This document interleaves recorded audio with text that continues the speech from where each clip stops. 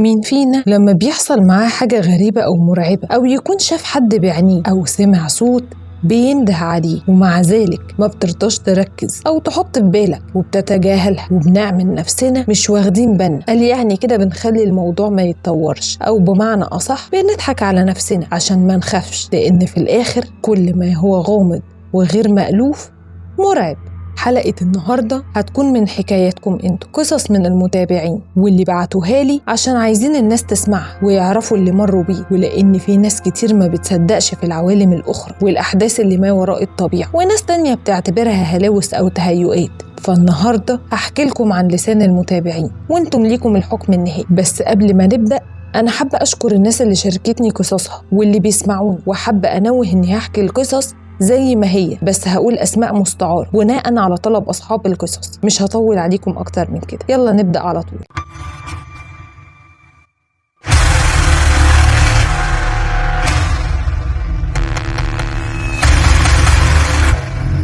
أنا اسمي أحمد من الصعيد، وتحديداً من مدينة الأقصر. اتعلمت العلوم الروحانية من صغري وتعمقت فيها جداً، وكمان أتميت حفظ كتاب الله في الكتاب وخلصت كليتي ومعايا مؤهل عالي محترم. وأما خلصت دراستي قعدت أدور على شغل بس ما توفقتش خالص، وبعد فترة حد معرفة جاب لي شغل بس كان في محافظة القاهرة، واشتغلت شغل أبعد ما يكون عن اللي درسته وتعلمته. اشتغلت مع راجل أرماني مش مصري، كان وقتها كبير في السن شوية بس دلوقتي بقى الله يرحمه، كان راجل طيب وجدع جدا. الراجل ده كان مقيم في مصر من زمان وتحديدا في منطقة شبرا. الراجل كانت حالته المادية متيسرة على الآخر، وكان فعلا باشا في نفسه زي الخواجات اللي بنشوفهم في المسلسلات بتاعتنا، وكان عنده سلسلة محلات دهب وأنا اشتغلت معاه في المحلات دي. وأول ما اتقبلت في الشغل قعدت أدور على سكن كتير جدا يكون سعره مناسب وحنين، وما كانش عندي خبرة كبيرة في القاهرة. وبعد ما رجلي دابت من كتر اللف والتدوير لقيت سكن في منطقة حلوان، وبالفعل اضطريت اخد السكن ده وسكنت لحد ما الاقي حاجة قريبة من المحلات. بس كمان شغلي في المحل ما كانش سايب لي وقت أدور فيه على سكن عدل ويكون قريب شوية، لأن كان المشوار صعب جدا، كل يوم بياخد وقت طويل، وكمان كنت بركب يجي 3 مواصلات عشان بس أوصل. تعبت جدا واليوم كان ضايع ومش لاحق أعمل حاجة في يومي، فقررت أسأل صاحب المحل وزمايلي على سكن يكون ناحية المحل أو حتى قريب شوية، وبالفعل جابولي. بس كان السكن ده صعب جدا ومش نضيف خالص وما ارتحتش فيه. صاحب المحل لما لقاني مش متوفق في أي سكن ومحتاج بالشكل ده عرض عليا يديني شقة قديمة في بيت بتاعه قديم قوي، هو نفسه مش قاعد في البيت ده، والبيت اللي كان بيكلمني عنه ده مبني من سنة 1950 وواضح عليه إنه مهجور بقاله سنين. بس كان البيت قريب جدا من الشغل، يا دوبك همشي حتى مش هضطر أركب مواصلات. فرحت طبعا بعرضه عليا، أنا ما صدقت وما همنيش البيت قديم ولا جديد، أنا كده كده يومي كان ضايع كله في الشغل وبروح يا دوبك على النوم، فمش فارق لي بقى البيت قديم ولا جديد، المهم إني هكون فيه لوحدي ومرتاح، وأكيد هنظف الشقة اللي هقعد فيها وده اللي يهمني. بس الراجل شرط عليا شرط غريب وقتها ما فهمتش قصده، بس بعد كده طبعا عرفت. الراجل قال لي انت هتقعد في شقة في الدور الثالث، والشقة اللي في الدور الثاني ملكش دعوة بيها نهائي ولا تهوب ناحيتها، اخرك تعدي من قدامها وانت طالع وانت نازل، لكن لا تخبط عليهم ولا ليك دعوة بيهم، وان شفت حد ما ترميش السلام حتى. طول ما احنا كنا ماشيين رايحين للشقة الراجل عمال يعيد ويزيد في نفس الكلام، وانا مش فاهم اصراره وتأكيده الغريب ده، بس بصراحة ما خدتش في بالي، انا كان كل هدفي الشقة. رحت واخدت الشقة والراجل مشي، وانا بدأت اظبطها وانضفها من التراب وارص هدومي وحاجتي. وفي يوم خلصت شغل المحل وطلعت اتمشى شوية وجبت لي عشاء، وفعلا اشتريت اكل وروحت عشان اتعشى وانام. وانا طالع على السلم لقيت قدام الشقة اللي في الدور التاني اللي الراجل محذرني منها بنت في غاية الجمال، ملامحها تسحر حرفيا من كتر ما هي بس جميلة. وآسف في اللي هقوله، كانت لابسة حاجة قصيرة كده زي قميص نوم وماسكة مقشة من بتوع زمان وواقفة بتكنس قدام شقته. رميت السلام لكن البنت ولا حتى التفتت لي ولا عبرتني وما ردتش عليا.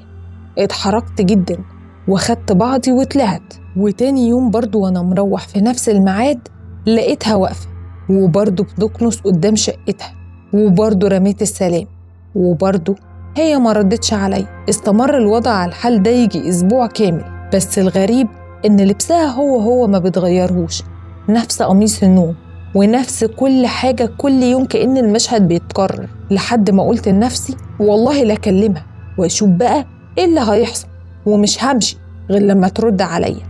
وأنا نازل لقيتها برضو واقفة بتكنس. قلت استفزها وقلت لها هو أنت ما عندكيش حاجة تلبسيها غير اللي أنت لابساه ده؟ ما تروحي تلبسي حاجة تقيلة شوية، الدنيا تلج. برضو ما ردتش ولا حتى بصت لي. قلت لها طب عايزة حاجة وأنا نازل؟ برضو ما ردتش. سبتها وعديتها بسلمتين كده وقلت ما بدهاش، أنا هلف وأشد منها المقشة دي، وساعتها أكيد هتضطر تكلمني. ويا دوبك لفيت ورايا عشان أشد المقشة، البنت كانت اختفت، مش موجودة، اختفت في لمح البصر. ولقيت في وشي الخواجة جاي يجري عليا ويصرخ، وكل اللي بيقوله مش قلتلك ما تكلمش حد؟ رديته وقلت له أنا مش فاهم فيها إيه يعني أما أكلمها، البنت حلوة ونفسي أكلمها. وهو كل اللي نازل عليه أنت لازم تمشي من هنا. وأنا عمالة أعاند معاه وأقول له أنا مش همشي، أنا هقعد عشانها، أنا بجد معجب بيها ونفسي ترد عليا. وهو كل اللي بيقوله أنا حذرتك وأنت ما سمعتش الكلام. العند زاد عندي وقلت له أنا مش همشي مهما حصل. أخدني وطلعنا الشقة اللي أنا ساكن فيها، وبعد خناق طول ما بيني وما بينه توصلنا الحل، وعدته في الآخر إني مش هكلمها تاني أبدا حتى لو شفتها، وفي المقابل ده هيسيبني أعيش في الشقة. وبعد محايلة كتير عليه أخيرا وافق بالحل ده. وفي وسط ما احنا بنتكلم لقيت البنت طلعت وقفلنا عند باب الشقة وبتبص لنا. قمت أنا ضحك وقلت له ده هي شكلها شمال بقى، طلعالي ليه لحد هنا دلوقتي؟ مش هي متضايقة إني بكلمها؟ يا دوبك بصيت للخواجة ولسه هرجع بنظري عليها كانت اختفت.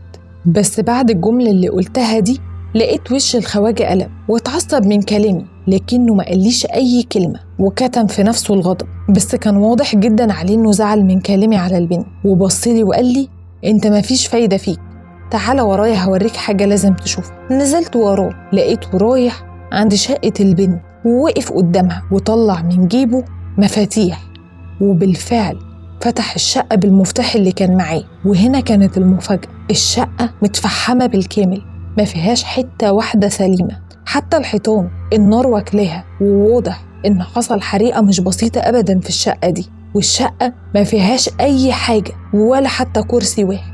ولقيت أوضة نوم مقفولة، زقيت بابها المتهالك لقيت البنت واقفة في وشي، ما حسيتش بنفسي واتسمرت مكاني، وفي غمضة عين البنت اختفت من قدامي وظهرت قدام باب الحمام، وبعدها برضو اختفت.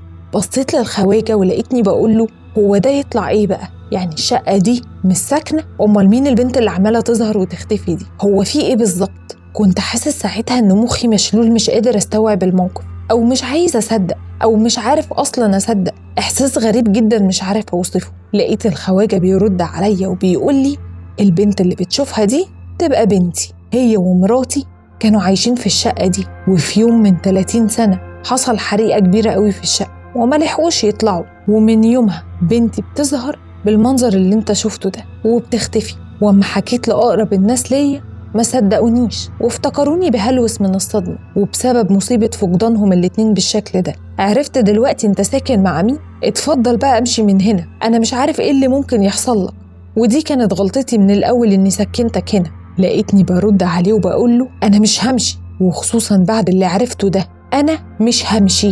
أنا ما بخافش غير من اللي خلقني، ومش هيحصل حاجة. هيحصل إيه يعني؟ أرجوك.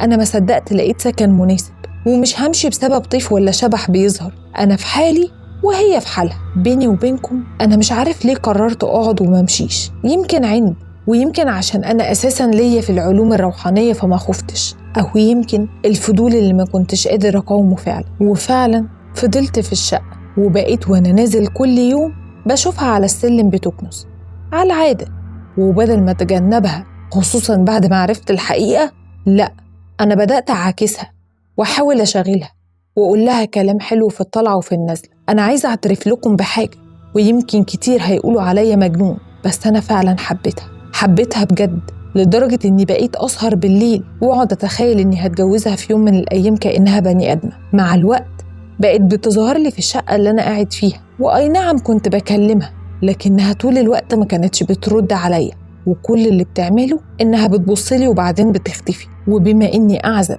وكنت عايش لوحدي، فكنت بعمل كل حاجة لنفسي من غسيل وتنظيف والحاجات اليومية. كنت على قد حالي حبتين، فما كانش عندي غسالة، فكنت بغسل في طبق كده واطلع انشر على السطح بالليل متأخر، لأن البيت اللي أنا قاعد فيه هو يدوبك 3 أدوار وسطح، ومتحوط بأبراج عالية جدا من كل الجهات، فكنت بستحي أطلع أنشر بالنهار وما كنتش أطلع غير بالليل متأخر. وفي مرة طلعت ونشرت هدومي وسبتها لحد ما أرجع من الشغل، وقلت هبقى أطلع ألمهم من على الحبل. بس المفاجأة إني لما روحت لقيت هدومي متطبقة ومحطوطة على السرير. طبعا عرفت إنها هي اللي عملت كده، ما هو مفيش غيرها. وبكل برود أعصاب لقيتني بقول بصوت عالي: يا ستي متشكرين، بس مش كنتي حطيتيهم في الشنطة؟ وضحكت. ولحد ما جه يوم في شهر فبراير سنة 2003، اليوم ده عمري ما هنساه أبدا. كانت الدنيا برد جدا وما بطلتش شتا طول اليوم، ويومها رحت وعملت لنفسي كوباية شاي تدفيني، وبعدها قعدت أقرأ شوية ونمت. كان سريري من السراير النحاس القديمة قوي وعالية حبة حلوين عن الأرض. طفيت النور وطلعت على سريري واتغطيت بيجي بطانيتين من كتر السقعة، ويدوبك ثواني معدودة وبدأت أحس إن في حاجة بتتحرك تحت الغطا وجات عند صدري ووقفت. أنا كلمة اتخضيت دي شوية ما توصفش الموقف. شلت الغطا بكل هدوء أشوف فيه إيه، لقيتها هي اللي نايمة على صدري، بس أنا كنت زي المشلول، كنت حاسس نفسي مش عارف أتحرك وبصعوبة جدا. يدوبك شلت الغطا وبعدها اتشليت، ما كنتش عارف أحرك لا إيد ولا رجل. فضلت على الوضع ده شوية وبعدها اختفت مرة واحدة، وساعتها قدرت أتحرك تاني. مش أمشي بقى واتعظ، لأ برضو معرفش كان إيه اللي في دماغي، الشباب بقى ولا الفضول. المهم إن أنا قررت أفضل. كنت متعود الصبح أصحى سخن مية واستحمى بيها، لأن كان في سخان لكن ما كانش فيه أنبوبة غاز. بس اليوم ده كنت متأخر شوية، فقلت زي بعضه هستحمى بمية ساقعة وخلاص. ودخلت فعلا عشان استحمى، وشغلت المية لقيتها نازلة سخنة من الدش. بصيت على مكان الأنبوبة لقيتها فاضية. أمال المية السخنة دي جاية منين؟ ما كملتش السؤال وسمعت صوت ضحكتها. طلعت بسرعة من الحمام وجي في دماغي سؤال أول مرة من ساعة بداية الموضوع أسأله لنفسي، وهو إن لما هي بتقدر تعمل وتحرك حاجات كتير من مكانها كده، دي مش مجرد بتختفي وتظهر، وبتقدر تسخن المية وبتقدر تخليني في حالة زي الشلل، طب مش ممكن تفكر إنها تولع في البيت زي ما حصل فيها زمان وتخليني مشلول مش قادر أتحرك زي ما عملت فيا قبل كده؟ وفي اللحظة دي فعلا بدأت أقلق وخاف، وقعدت أقرأ آيات تحصين، وقررت أكلم أستاذي ومعلمي اللي علمني العلوم الروحانية. ونزلت من البيت وقلت الأحسن إني أكلمه في الشارع، عشان وأنا في البيت أكيد هي هتسمعني.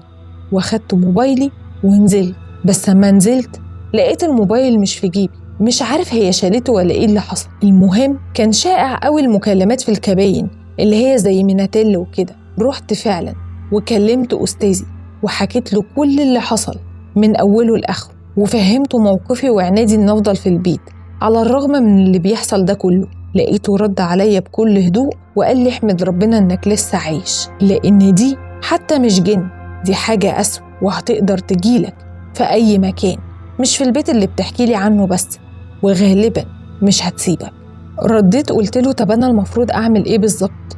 رد وقال لي لازم تسيب البيت ده فورا بدون جدال، وقال لي أقرأ أجزاء معينة من الحصون المانعة لابن إدريس، وقال لي على كذا حاجة تانية أقولها وأعملها. قفلت معاه وطلعت على الشقة، لميت حاجتي بسرعة ونزلت جري. رجعت لسكن حلوين، ولسه طالع البيت وفي الممر اللي قدام باب الشقة لقيتها في وشي. تجاهلتها ودخلت نمت على طول، وقلت أنا زي ما بدأت الموضوع بإيدي لازم أقفله فورا. ورجعت تاني يوم البيت الملعون ده وبدأت أقرأ فيه اللي قال لي عليه أستاذي، وظهرت لي بس المرة دي بالشكل أقل ما يقال عليه إنه بشع. ظهرت بمنظر مخيف جدا، وكانت أول مرة تتكلم. لقيتها بتقولي خليك وأنا مش هأذيك. رديت عليها بكل هدوء وقلت لها مش هتقدري تعملي لي حاجة، أنا أقوى منك بكتير. وقعدت كملت قراية ومن يومها اختفت وما شفتهاش تاني، وفضلت شغال في مجال الذهب زي ما أنا مع الخواجة اللي ولا مرة سألني إيه اللي حصل ولا اشمعنى دلوقتي قررت تمشي، لحد ما سبت المجال ده سنة 2007 ورحت الغردقة أشتغل هناك. أنا عارف إن قصتي فيها تفاصيل كتير، يمكن ناس تفتكر إني بهول أو بزود، بس ربنا يعلم إن أنا ما حكيت لكمش حرف زيادة عن اللي حصل معايا. ولو عندكم تفسير يا ريت تشاركوني بيه، أنا هتابع الكومنتات وهستنى أسمع رأيكم. دي كانت حكاية متابع معانا هنا في القناة، وأنا حكيت لكم الحكاية زي ما هو بعتها لي بالظبط، وطبعا الحكاية على مسؤوليته الشخصية. حقيقة أنا معرفش اللي كان بيظهر لك ده يطلع إيه بالظبط، بس كل اللي أنا متأكدة منه إنك مش أول حد يحكي عن كيان أو حاجة بتظهر في مكان، خصوصاً لما يكون المكان ده حصل فيه جريمة قتل أو حريقة أو حادثة زي ما أنت بتقول، وراح ضحيتها بني آدم. وناس كتير بتأكد إن الشخص اللي اتقتل أو مات بطريقة مش طبيعية دايماً بيرجع وبيظهر من تاني في المكان اللي حصل فيه الجريمة أو الحادثة.